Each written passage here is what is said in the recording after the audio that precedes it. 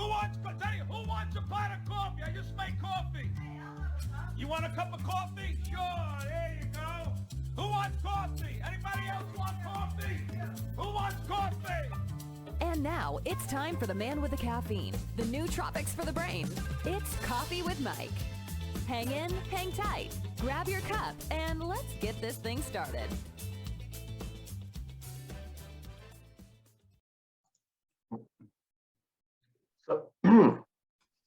So this is one of those deals where this is pre-show. Our format again, just to go through it one more time with you. Real simple. First 15 minutes, who you are, where you're from, how'd you get to today? Second section is more about what motivates, what inspires you, you know, who've been your mentors or who helped you along the way. And the third one is we're going to talk about dispute defense, what it is that you do, how that works, and if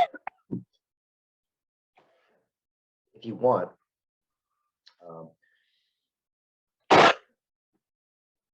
during the second section, maybe we can get into some of the, I guess, the concepts behind what it is that you do and why. Does that make sense? Yep, I'm typing it. I operate in 3 different ways. So, and I'd like, if possible, to focus, to designate some time to the board advisory concept, because no one else has really touched that. And it's heavily centered around fraud prevention. It's actually introducing a new concept of fraud prevention into the certification. So I'm going to write the 3 in the chat right now.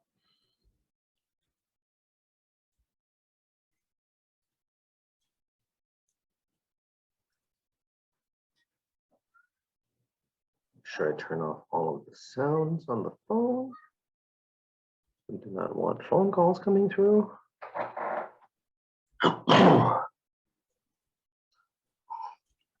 So those are the 3 things: strategy development for merchants, consulting for service providers, and board advisor for UNLV's customer experience certification program. Those are the 3 ways that I operate. That's for the last section then? Yeah. Okay. Easy enough. You're going to be introducing them for the most, and I'm just going to be kind of interacting as we go. Oh, okay. Yeah, a lot of this is based on you, your passion, and who you are and what this is. I might interject a couple of pieces of wisdom, but this is a new field for me. So I'm going to be learning as much as I can, as much as I'll be talking. It stops. All right. I'll try to keep an eye on time. Huh? If you want, I'm in no real rush. If you're coughing, not feeling well. No. This is all allergies. That's all this is. Well, no, I'm saying, like, if you want to get a clean cut, don't feel pressured to do this while your allergies are acting up. I'm saying we can do it tomorrow, the next day. I do this every time. What I do is I usually mute out and just cover. Okay. It's until I can find myself a solid ENT, allergist, or hematologist, possibly. Michelle's working with an ENT right now. I'll get her opinion and pass on the information if you want. Yeah, that'd be cool. Yeah. Appreciate it. Okay. Cool. Do a 3 count and we'll get this rolling. Java chat interview with Alexander Hall. In 3, 2. Hey everybody, welcome back to Java Chat. Coffee with Mike here on a Wednesday with my coffee, hanging out with that guy. And everybody's looking and going, who's that guy? That guy right there, actually, he's a good friend of mine, that I actually lost contact with for a while and just recently reconnected. It was interesting. It was like we never stopped talking. It was pretty cool. So this gentleman's name is Alexander Hall. We call him Alex. And from the last time that we spoke, back then we talked about music. And recently when we reconnected, I found out he's a business owner. And the kind of business owner, not like it's not right there up on the screen, the kind of business owner he is a consultant. And at this point, he's very fast becoming a very sought after consultant because of what he does. Now, the name in and of itself might not make sense, but we will discuss that in a little while. Alex, thanks for coming and hanging out with me on Java Chat, man. Absolutely. It's a blast to reconnect and hang out. Thanks for having me on. Absolutely. As always, we start off the podcast, hey, who are you? Where are you from? What's your story? What are you about? So we can get some kind of a framework of who Alex is, if you would. Sure. Well, I'm Alexander Hall. I'm from Las Vegas. Been here for 28 years now, closing in on. I'm a father to 4. A happy husband, business owner, and I'm on the board advisory for I'm a board advisor to UNLV. Yeah, that's who I am as far as a quick intro goes. Okay, so you're gonna force me to ask questions. Fine, we'll go there. Yeah, when we last spoke before we reconnected, you were in a lot of music, and still are. You're I see you're getting back into it. Yes. Yes. Kind of hung out a little bit. What was that all about? I mean, was that just a phase of life, or is that just something that's a passion, or what's your story? Music is always underlying. Music is always there. When we met, I was Mr. Metalhead, Shredhead, wanted to, pedal to the metal, just go all out type guy. And yes, you were. I remember that. One of the things I really enjoyed about you was just like, man, this fucker's a pedal to metal kind of dude. I like this guy.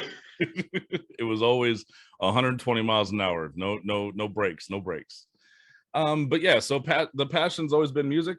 And several years ago, almost 10 years ago now, I was introduced to my wife. And well, she wasn't my wife at the time, but I was introduced to my beautiful wife. She's an opera singer, and she was the lead singer for a band. Wow. And so, yeah. Oh yeah, she's amazing. She used to perform at the Amargosa Opera House down about 200 miles away from here. Yeah. And she's killing it. She's amazing. Wow. So just life, and as we'll get into, my decisions ended up putting a pause on music for a long time. This year, 2022, is the year that we made the promise to ourselves that we're going to put out a CD. Well, after a 10-year hiatus on guitar, my technique is not what it used to be. So I've been spending a lot of time building up my calluses, getting to it. Yeah. Oh, and learning music theory. Music theory has been something that's on the table now. And now I understand song structure, orchestration, and composition. So it's really cool. Yeah, that's so I recently just reconnected with one of the members of the band that I played with in my teens. Nice. It was a Hawaiian group, and they, he's obviously much older now. They brought me in when they were in their 30s, I think. And this one was the youngest it was 2 brothers. This was the youngest of the 2. The older brother has passed away. He came up and he reached out and said, hey, let's get together. And his son is also a musician. Nice. So you remind me, I'll send you the clip, but I got some videos that Kama took, my son, when we were all sitting together playing music. And awesome. My business partner happened to be in town. Dan happened to be in town at that time, so he was there too. And Dan's a big metalhead, and I'm just like, I don't know if you really like. I hope you enjoyed that. He goes, oh yeah. He goes, I might be metalhead, but that was good music. I was like, okay, cool.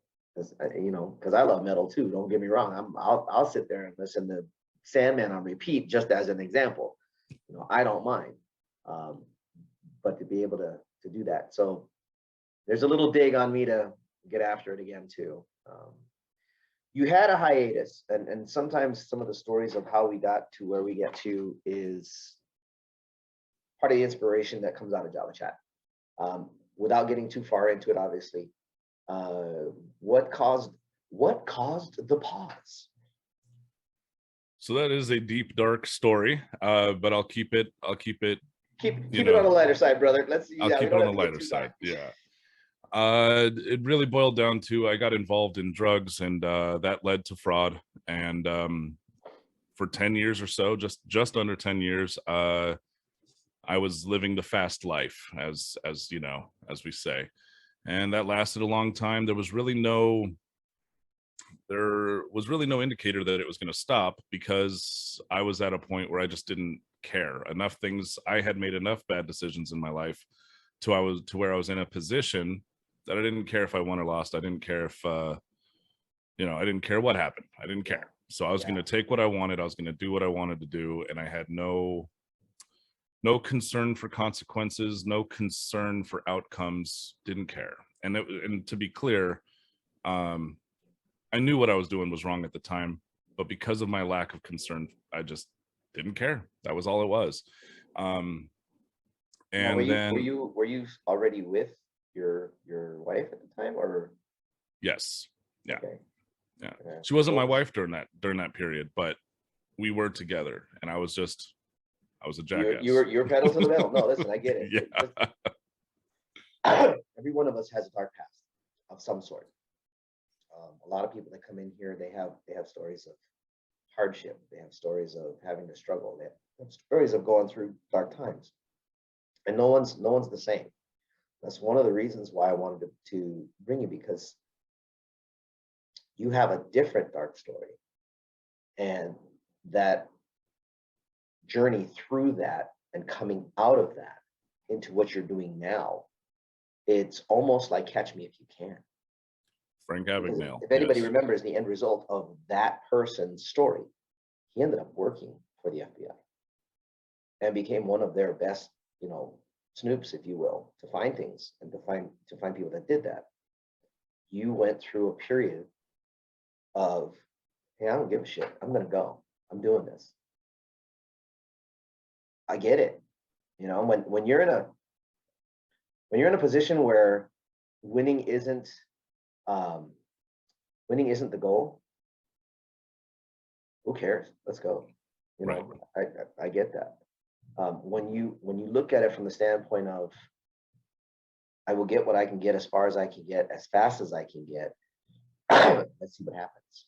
There's a lot of that goes on in the world too. Mm-hmm. The difference is, there was a moment of aha, which I'm going to ask you for, that epiphany moment where someone finally looks up and goes, there's two results on here. One is a casket. The other is a gray bar hotel, neither of which is really a good ending. I think maybe it's time to make a change. And that's really, I get what that story was. We don't need to go into the story of what it all was, but that's what I'd like to know, is where was that point where you finally looked up and went, oh yeah, fuck this, I'm out. No, I'm not doing this anymore. So it was, truth be told, the catalyst was my daughter. When my wife told me that we were pregnant, yeah. When I By the way, just as an aside, he's his father of four. This daughter I've met, she is unbelievably adorable. She is a total sweet, and your typical. How old is she? She'll be 5 in 3 months. 4 months. Typical. I met her the first time at a birthday party. Typical 4-year-old, absolute adorable, jumping all over the place, tons of energy, and watching him have to deal with it, I was just like, yep, I remember those days. This little one has his heart. That's daddy's little girl, I guarantee it. And sure 100%. Enough, as the night went on, you could see it. He really does love her. It's amazing. So anyway, I didn't mean to interrupt, but just know she's adorable. Well, that was beautiful. Thank you. Yeah, she's when it finally clicked, it wasn't immediate, and I'll admit that it wasn't immediate. When you're gonna be a dad, it didn't hit me, right? It never does. That one does not hit immediate. When I knew I was having him, my son, it took me a good solid, even past his birth, it took me a 5-6 years to finally realize, bruh, you're a dad. Things are changed. And it's not like you have a choice in it. Things are changed. Yeah, things are changed. They have changed.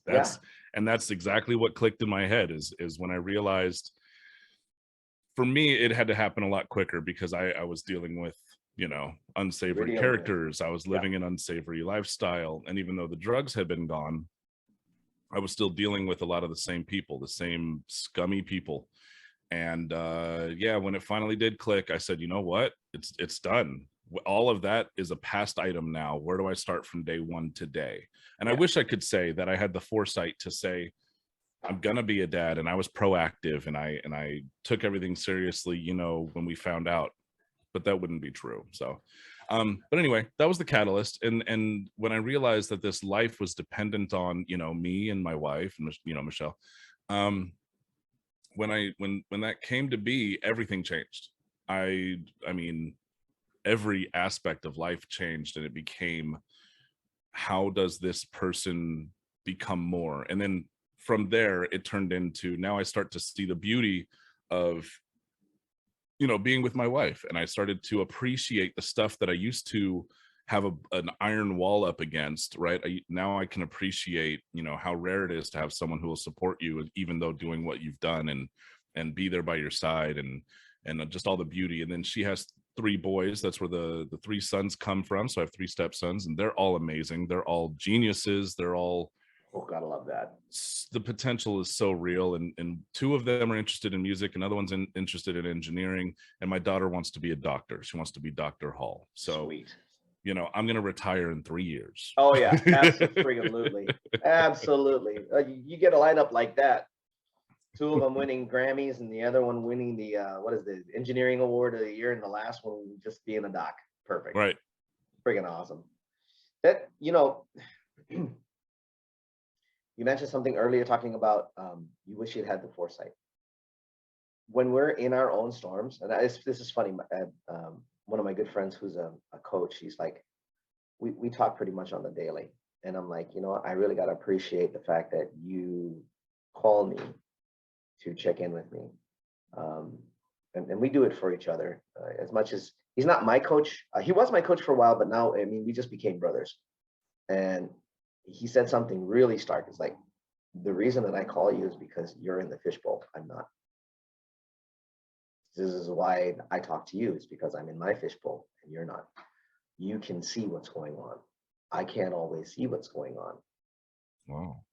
So having That's the clever. foresight at a young age may not be possible because you're still going through it. You're in your own fishbowl. Having Michelle there, she's kind of in the fishbowl, but she was also slightly outside. So she probably saw some things too.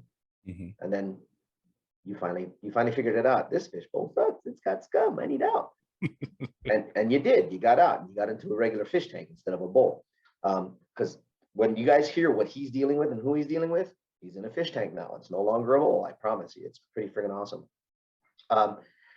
As you got to that point and realized this is day one. What do I do now? What happened? I mean, you don't just come up with it didn't just come up like that, I'm sure. I mean, there must have been a little bit of a process. How did you get to right now? Yeah, there's a lot of considerations. So as you mentioned, Frank Abagnale, Catch Me If You Can, the Leo DiCaprio movie. That was always on the table as an exit plan, right? But I was never looking into what it took, never considered it. And consider that I'd been out of the mix for 12-ish years, really, because I'd lost my job, and then I was floating around, and then I met Michelle, and then lived with her and did my dumb stuff. So there was a good chunk of time that I missed out on being a contributing member of society. Right. So effectively, I entered the marketplace with a child and essentially a 16-year-old. I'm brand new to everything again, all over again, in a new world with new expectations, new demands. So I thought to myself, I said, well, what skill set do I have? And I played the Frank Abagnale card. I said, okay, I was good to contribute to, not that I'm proud of what I did, but I'm able to say that it contributed to my ability. Is I operated for 10 years across all industries, across all methods, most of which haven't been identified to this day, and was never busted for them. And so bringing that information into an e-commerce setting, or bringing it into a bank setting, or bringing it into a consulting capacity was the goal. And I just didn't know how to do it. So yeah, that was the game plan. And I got a quick job. I worked for 2.5 years for a vape distribution company. wherein thankfully they were horrible at mitigating their fraud. So I was able to see every worst case scenario with fraud management and get a real, it was hell to go through, but I was very thankful afterwards because I experienced everything. Chargeback, representment processing on a $28,000 rolling average, $500,000 lost through process exploits and processing exploits, another 2.4 million in retail sales, of which 140,000 every quarter were considered fraudulent or suspicious in one way.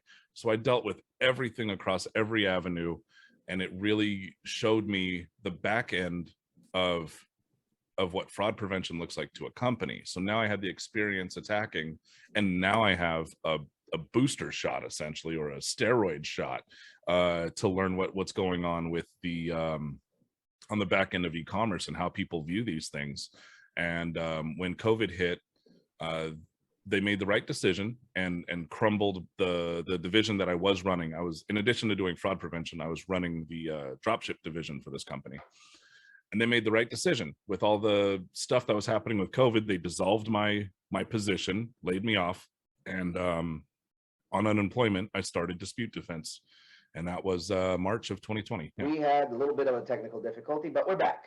So hopefully everybody can hear us both again, because I don't know, my camera decided to have a fit of some sort and tell me I was too loud.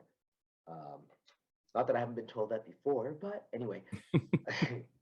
So we were talking with Alex about how he started this dispute defense in the midst of a pandemic, which, interestingly enough, most people would have thought it's not a good time to start a business during such a time because everything was pretty much in lockdown.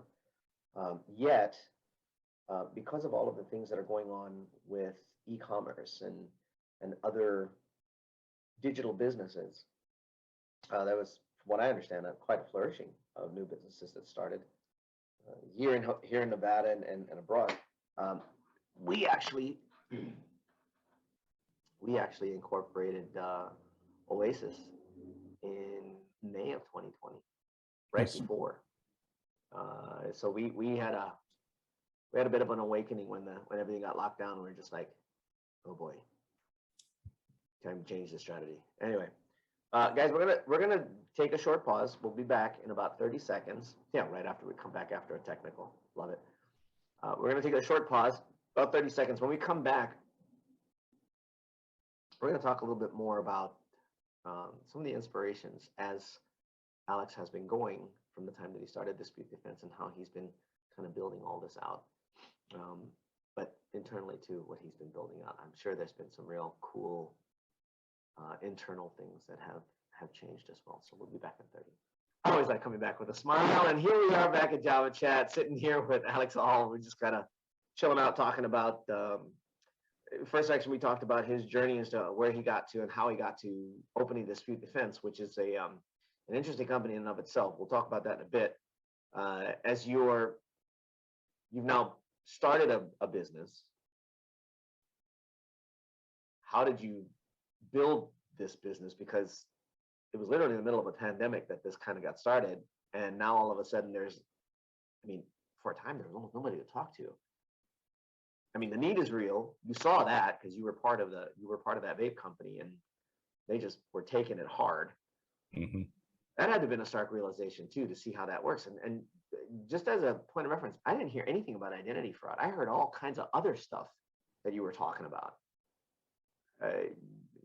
which again, we'll probably talk about it on the third section. But what were the things that kept you going? I mean, how did you, because most guys would have just kind of looked at it and went, there's nobody to talk to. I can't get it done. How am I going to do this? So I knew that to be clear, let's set the landscape. I had probably 200-300 contacts that regularly relied on my connections, or I relied on for different connections to different places. And every single one of them was a person I needed to drop. Every single one of them was a person that, I heard this a long time ago. You need to be the weakest chain, the weakest link in your chain. That way you're always striving to be better, and you're surrounding yourself with bigger, better people. And it's subjective. It's based on what your goals are. It's based on what you want to achieve. It's based on the things that you value. And you want to surround yourself with people who have successfully implemented game plans to achieve those things. So in that chain, being a parent, being a father, going to work every day and all this stuff, I had to eliminate all my weak chains. So I did that, eliminated everybody, changed my social media, got new platforms, the whole nine. Okay, so you're right, no one to talk to. And my wife was very supportive. My wife was awesome. It was crazy, because in order for me to go through, okay, another part of the landscape is the one charge that I did have outstanding was I was set up in 2016 for a cocaine, and got a mid-level trafficking charge out of that. And I didn't know anything about it until 2017. Oh no, it was 2014, and I didn't know about it until 2016, something like that. Anyway, when I turned myself in on traffic stuff to clean up all my record before setting off in the world, I learned that, oh my goodness, I have a mid-level trafficking charge. That's a felony offense. That's a pretty big deal with a 4 to 7 years behind it. But I don't remember this. I mean, I never went to jail for this. How the heck did I get this charge? So I go to court for it, and they tell me that I'm looking at 4 to 7 years. And they ended up, I'll trim the story. They ended up giving me probation with house arrest, and yeah, that was it. So 4 years of that. Now, when I got out, my mom and brother live in a place that's like not assisted living, but like a housing assistance, whatever those things are called. So I can't be there on probation. And at the time, my jackassery and the birth of my daughter, Michelle didn't really trust that I was changing my ways, and I don't blame her one bit. Right. So with nowhere to go, the probation office house arrested me to a homeless shelter, not the Salvation Army, the Catholic Charities. So I was house arrested into a homeless shelter. And at the time I had no job. I would make it around, find the internet, apply for jobs, got the job, still house arrested to a homeless shelter. So Michelle was extremely supportive. We worked everything out, and she would pick me up and take me to work every day at 5 a.m. and then I'd get home, and then I was taking a shower every 3 to 4 days, if that, because then I would end up going to my mom's for a quick visit to take a shower, because the showers there was just disgusting. I couldn't bring myself to do that. Food, I had to lean on my now mother-in-law, and it was a really big nightmare, but I needed to get through it. I wasn't going to get lost in that mix. And so I kept working, and eventually house arrest let me off, and cool. So that sets the tone, right? After being alone in a homeless shelter, I really was not missing my friends, right? I really wasn't missing or acquaintances from the past, right? Well, sure. So then the inspiration became to be the best me. And that's more than what people say on Facebook, I feel, because it sounds to me like it's become a gimmick. Be the best you. Well, be the best you. Like, support your potential. Be the most that you can be. Be as powerful and impactful and not assertive aggressive, but assertive. Like, go out and get yours. Like, earn it. Get this respect that you can.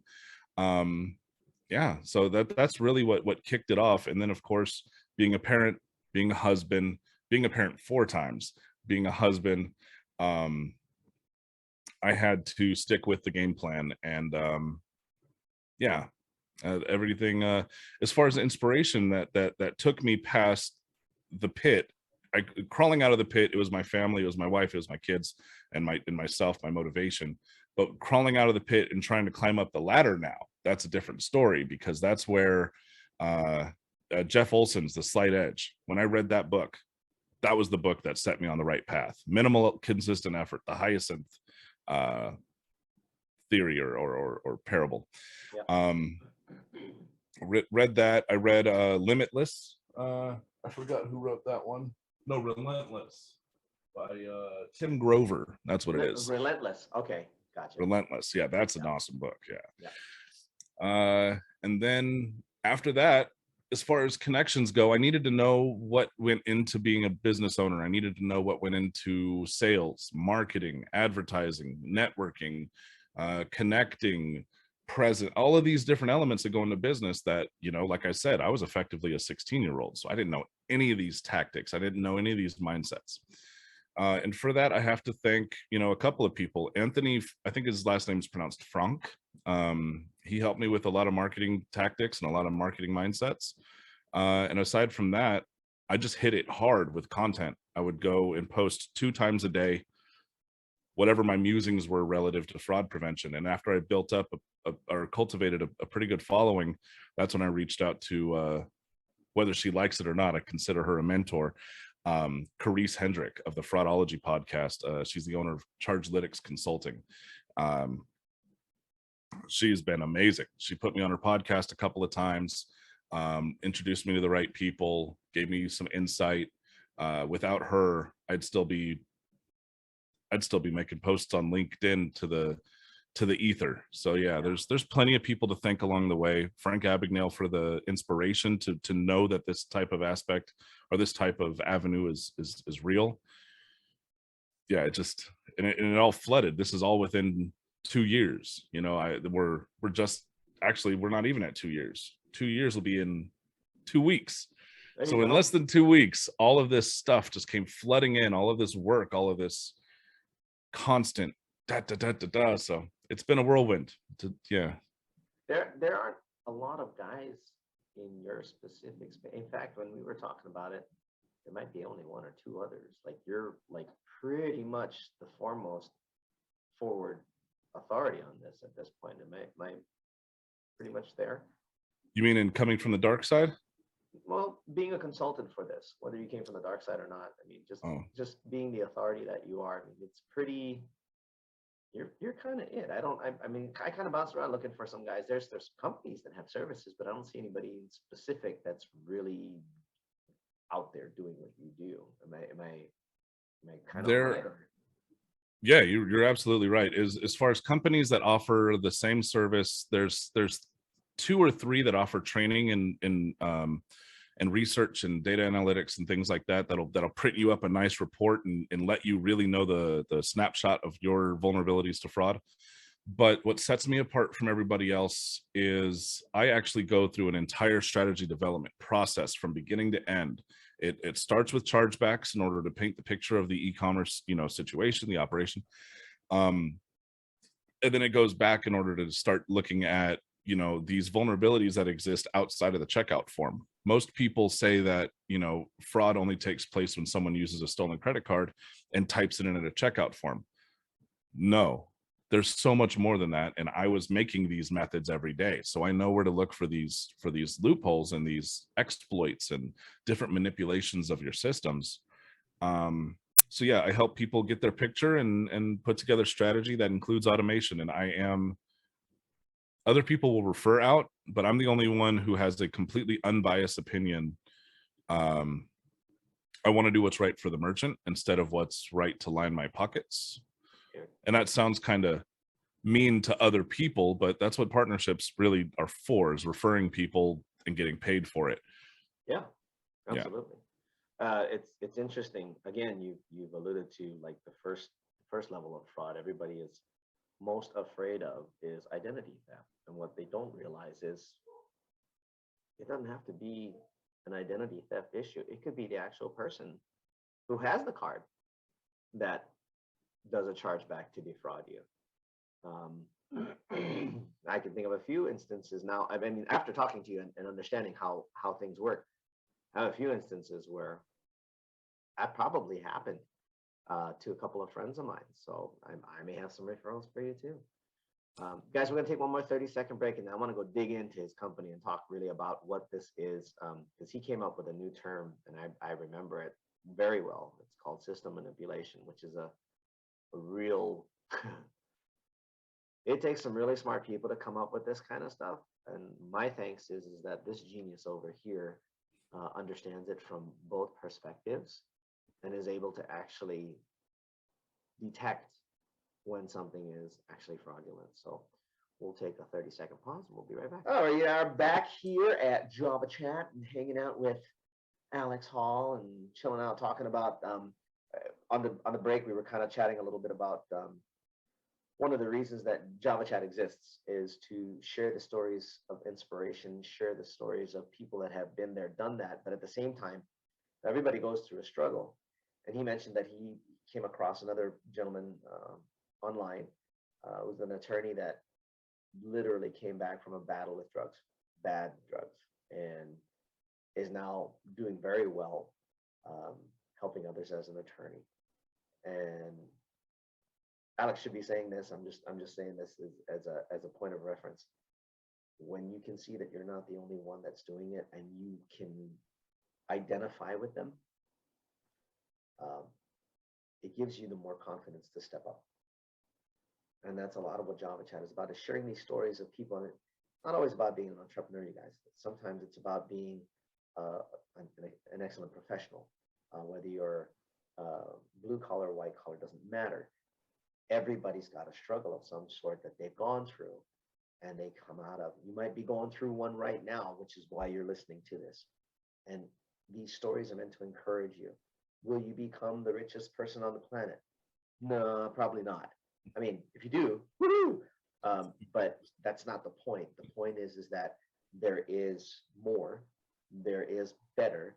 It's what are you going to do to change your perception? What are you going to do to increase? You know, like 2 books. He's got a business. I know guys that read books. They'll do a book a week, and they're doing good business. I also know guys that do a book a month, and they're not doing anything.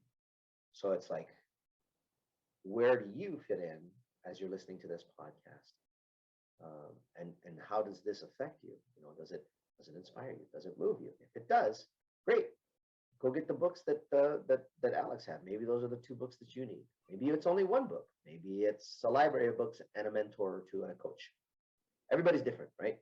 So take in your own mind that these stories are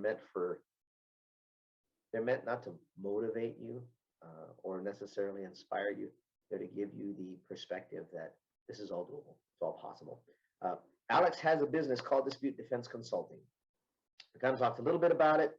I want to dig into it because I really want to understand what it is that this business is, because it's new. I've never heard of it. When he first gave me the name, he said Dispute Defense Consulting. I was like, did they dispute the what? So give me 1 second. Back again in 3, 2. So it was a little confusing to me what the name stood for. And as Alex started talking to me about it and telling me what it was, I was like, well, that sounds like a completely different industry. Like, did you create some new category or something? And Alex was like, no, not really. This stuff's been around for a long time. In fact, it kind of alludes to the fact that it was around before identity fraud, because of this term that you came up with, which is called system manipulation. And that literally blew my mind, dude. When you said that, I was like, whoa. So let's start with this. How I want to ask this the right way. How can fraud happen in as you saw it when you were on the side of receiving the attacks? How, I mean, you had an example that was really stark, and I just sat back and I was like, I can't believe that's even possible. But because of the way a lot of companies get set up, it's totally possible. So give us an example of some of the things that you see happens. So again, let's set the landscape. So when you consider so there's 2 forms of businesses that are dealing in e-commerce, right? You're going to have the ones who start from ground zero and they say, hey, we're going to be an e-commerce company and we're going to manage inventory remotely. We're going to manage fulfillment remotely, blah, blah, blah, blah, blah. Right. So that's an e-commerce company from ground zero. Yeah. Secondary to that is you have a company that's started in-house and expanded their footprint by moving into e-commerce. That way people on the West Coast can service people on the East, vice versa, international, the whole nine. Okay.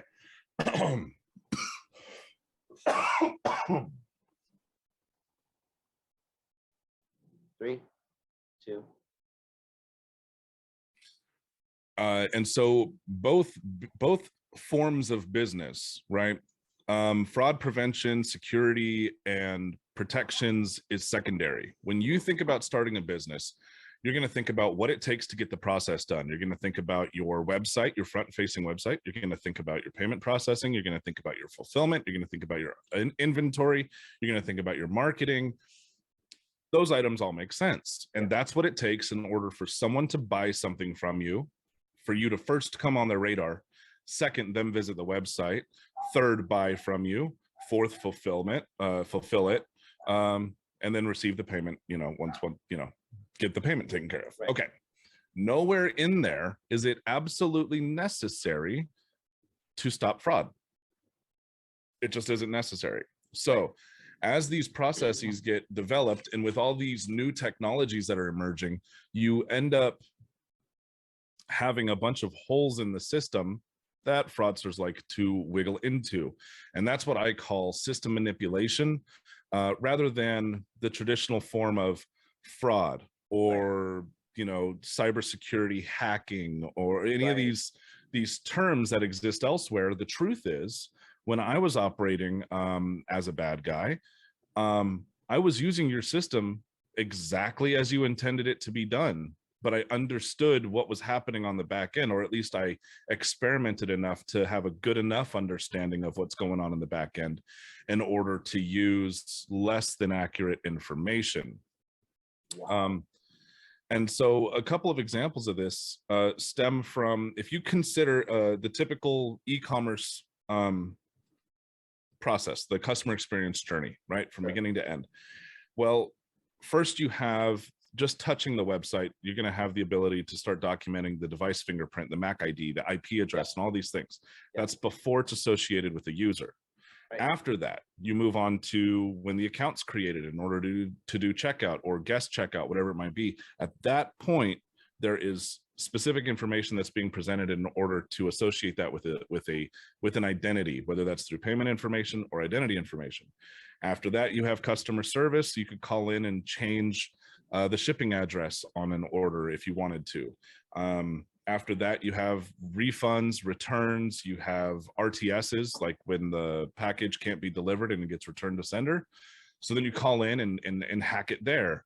Then, like you mentioned, with the friendly fraud, people call it friendly fraud. I call it chargeback abuse. The cardholder places an order with the merchant and then files a chargeback, even though the transaction went exactly as it was supposed to. The company did everything they were supposed to do. Everything was perfectly fine. The consumer abuses the chargeback system and gets their money back. So now the merchant's on the hook for not only the item, but the dollar amount, not only the dollar amount, but going through the chargeback process, the processing fees, the representment, the man hours, all of these things add up. I did an analysis where one chargeback on a $100 item ended up costing anywhere up to $500 to the merchant if arbitration, pre-arbitration and arbitration were included. So that's a $275 fine to have this thing arbitrated. Is that the word? Arbitrated? Yeah. Arbitrated, yeah. Yeah, to go through the arbitration process. $100 TV going out for costing the company $500 plus the TV shouldn't sound good to anybody, right? No. And it's waiting to kick in your door. And so anyway, there was all that. So, and with every single touch point, you have 20 or 30 different iterations of a fraudulent method that could stand to attack. You've got ATOs, which is account takeovers. That has nothing to do with chargeback or transaction data, payment information. Yeah. You have the theft of identity information that can be leveraged for in-house credit or establishing credit through issuers.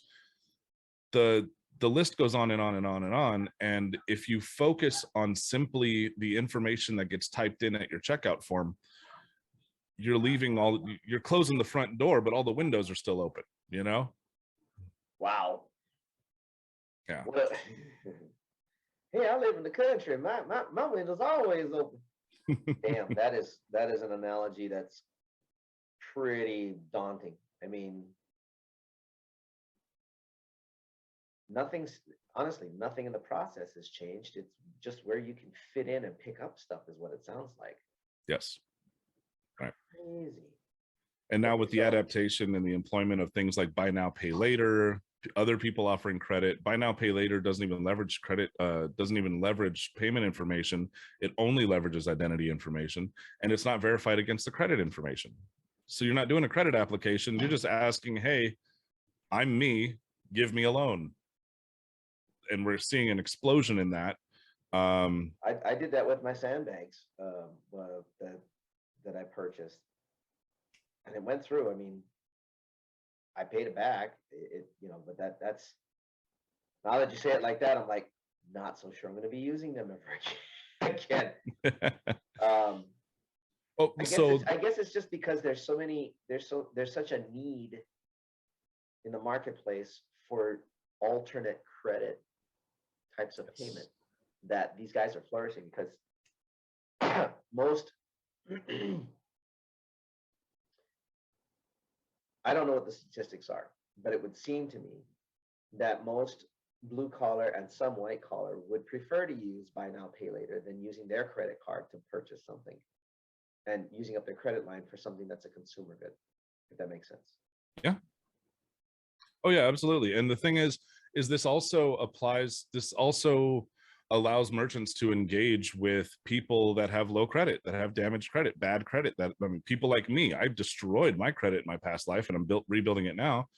I qualify for buy now, pay later. You have all these people who make, maybe do cash gigs on the side, but haven't put that money into their credit, who know they're making money over the next 4 months, but don't have it all in one chunk. Yeah. It's an inclusive idea that allows you to, get customers who otherwise wouldn't be able to afford these big ticket items. It's a way to allow big ticket items to apply to people who don't have that much money in their bank account, right? Or just sitting around waiting. Yeah, right. So it's a very good thing, but there's just definitely vulnerabilities and exploits that come along with it. So that's where you come in. That is where I come in. Yes, sir. How does that work? How do you fit into that picture? How can you help companies that actually have these holes? They may not have yet experienced what you've been describing, but obviously there's, like you said, the windows are still open. How do you help them? So I have a 4-step process that I created. I put a lot of thought into and I created, and I have not yet found an exception to where this strategy development plan actually applies. I haven't yet found an exception to it. And it starts with this. There's a 4-step process. So it's identify, monitor, automate, repeat. Okay. So when I say identify, regardless if you use BNPL, buy now, pay later, if you use in-house credit, if you use credit card transactions, ACH, cash, in-store, in every single one of these scenarios, you are accepting information, whether it's physical or not. You're accepting something and giving something away. So let's look at it for what it is. In every one of these, in every one of those, you're paying with something. You might be paying with identity information in order to establish a credit line. You might be paying with credit card information in order to just pay for it with a debit card or a credit card. Now expand that mindset and realize that if I were to expect for you, the merchant, to verify the information typed into the checkout form, and that was your only safe spot, that was your only verification that you did, well, as a fraudster, I could use a stolen credit card with the correct shipping information. So the billing and the shipping match. All the information matches, the IP address is close enough to matter, email address, phone number, XYZs, whatever. Put in all that information, send the order through. Well, now it passes the checkout form verification.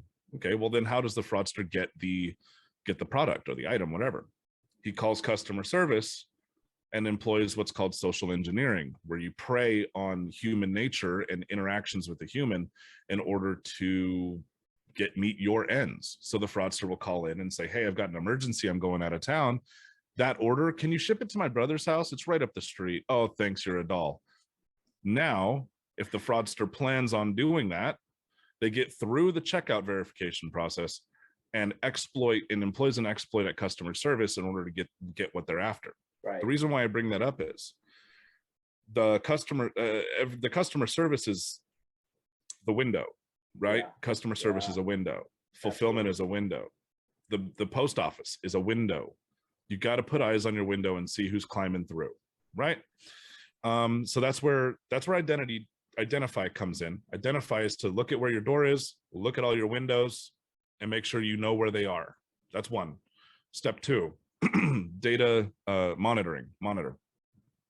Over time, you have to have eyes on the window in order to see who's climbing through. You got to watch the window. So you have data to do that for you in your operation. How many of these requests are coming in that affect the shipping address? How many of these orders come in that cancel the order and request a gift card to be emailed out? How many times is an email address associated with an account? How many times is an account password sent back out without 2FA or 2FV, where a password reset goes into play and then someone hijacks an account? All of that took place at customer service. Okay, so how often does that window get, how often are people climbing through that window? Yeah. So you monitor that. And then after X amount of time of operation, you get to have an idea and you can make projections. You can make, ideas about what your budget might be.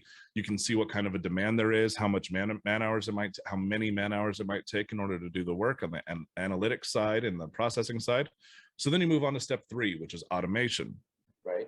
If your budget and your need justifies automating that process, verifying and processing that process, I have partnerships with like 30 different service providers in the scope of fraud prevention, ranging from device, fingerprinting, voice biometrics, behavioral analytics, transaction analysis, PII, chargeback representment processing. I have a lot of partnerships. And we can find one at your price point. We can find one that fits the needs of your operation specifically. So there's automate. And then the 4th step, repeat.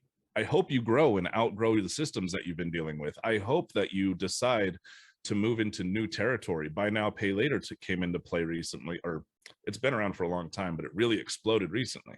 Right. I would love for you to be able to take care of that. But let's now look at you. What you just did is you just built another window in another room. So let's secure it. Repeat. Right. That's the whole thing. That's it. Most simple systems are very effective because they're flexible. You can pivot as you need to. When you don't have things so overly SOP'd, if you will. Mind you, there's some that need detailed SOPs. It's just how that is as you grow and scale. Eventually, you need to be pretty detailed. But for the most part, what you're talking about fits companies that are small to enterprise. Yes. It doesn't really matter. In fact, the mere fact that you're doing education for companies like Microsoft and got that little call from Goldman, that's a big deal. That's really awesome. What are your future plans as far as with dispute defense? I know that we've talked about a couple of things with regards to some of the plans, but what do you plan on doing besides consulting? So there's a couple of things. Actually, no, there's a lot of things, but I'll stick it to the top 3.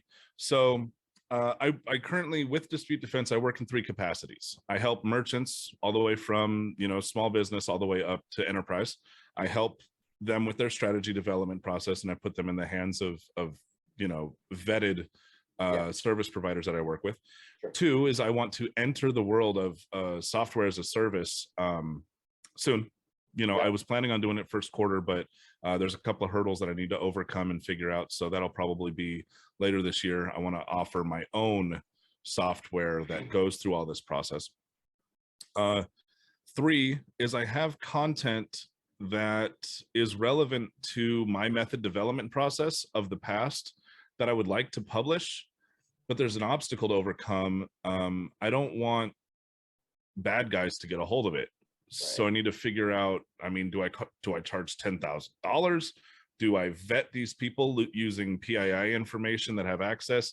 And then how do I make sure that it is not duplicated and sent out in the world? Because it was effectively be a playbook on how to commit fraud for 10 years without getting busted. Right. It's a dangerous thing that I'm worried about. There's a book coming out that's supposed to be based on my life. I interviewed with a director or a producer from Netflix, and they interviewed me for like 3 or 4 hours, and one of the characters is going to be based on me. And then I want to know when that comes out, because we'll promote it. It's definitely awesome. gonna be one to watch. For heck yeah, and totally. And then in addition to that, there are 2 things. I'm sorry, there are 2 more things. The service providers that I work with, I consult them in 2 capacities. Primarily, it's going to be product management, where I get to leverage my experience from the past to kind of poke holes in a sandboxed environment. Sure. And then we get to put these safeguards in place prior to encountering these issues out in the wild. That's product management. 2 is sales strategy. As I spoke about the windows and the door, the multiple touch points, it's important that these companies know that their services could be leveraged in these really wild use cases, and that they could market it that way. So there's that. And then the other one is I currently serve on the board of advisors for UNLV's customer experience program. And while the core of the curriculum is based around expanding a customer experience journey and being as inclusive as possible, that very thought is just installing windows in every room of your house all the way through. So I'm there to kind of put reins on it and introduce general concepts about what a fraud prevention strategy looks like as you go through the core process. To also keep in mind, you have to strike the balance between merchant security and customer satisfaction. They have to live together. So they do. I totally agreed, and I'm sure there's a lot of people that do as well. So how does somebody find you online? What's the website they can get to? LinkedIn is preferred. So LinkedIn, Alexander Hall, Dispute Defense Consulting. You can reach me by phone at 702-981-4663. Email address, you can write to info@disputedefenseconsulting.com. I promise. Down below, guys. Don't worry about it. I'll be spelled out for you. I'm buying DDC as soon as I can, but it's just not yet. That's it. Yeah, Facebook is for music. So if you want to connect and talk about music, come on over. Music or food.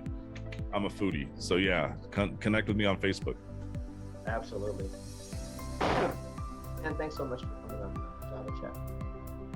Thank you. It's an honor, and dude, again, it's such a blessing to hang out with you again, man. Yeah, really, right? I mean, next one's gonna be sitting down with guitars, I'm sure. Guys, this is one of those things that's definitely a special gift as far as what he does, but his life is a testimony of what he did.